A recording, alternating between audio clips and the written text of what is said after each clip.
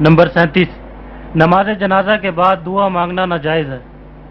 یہ مفتی جمیل احمد تھانوی صاحب جو جامعہ اشرفیہ لاہور میں تھے، ان کا ایک ہی صفحے کا پوسٹر تھا، میرے پاس کہیں محفوظ رکھا ہے، میں اس وقت صرف کتابیں لے کر بیٹھا ہوں، لیکن وہ ایک ہی صفحے کا پوسٹر ہے۔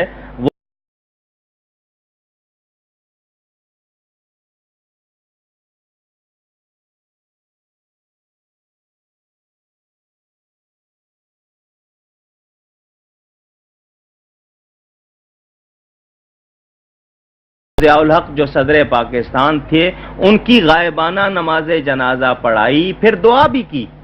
اور صدر ضیاء الحق کی جب نماز جنازہ اسلام آباد میں پڑھی گئی تو وہ بھی ایک دیوبندی ہی صاحب نے پڑھائی، اور انہوں نے بھی نماز جنازہ کے بعد دعا کی۔ ایک طرف لکھتے ہیں ناجائز ہے، خود ہی وہ کرتے ہیں، یہ مردوں کے بھی دشمن ہیں، حالانکہ دعا ان کے لیے کرنی چاہیے، ہر شخص کرتا ہے، ہم بھی ہر نماز میں کہتے ہیں ربنا اغفر لی ولوالدی وللمؤمنین یوم یقوم الحساب، لیکن ان لوگوں کا یہ حال ہے، یہ مردوں کے بھی دشمن ہیں، ان کو بھی ایصال ثواب یہ پسند نہیں کرتے۔ نمبر 38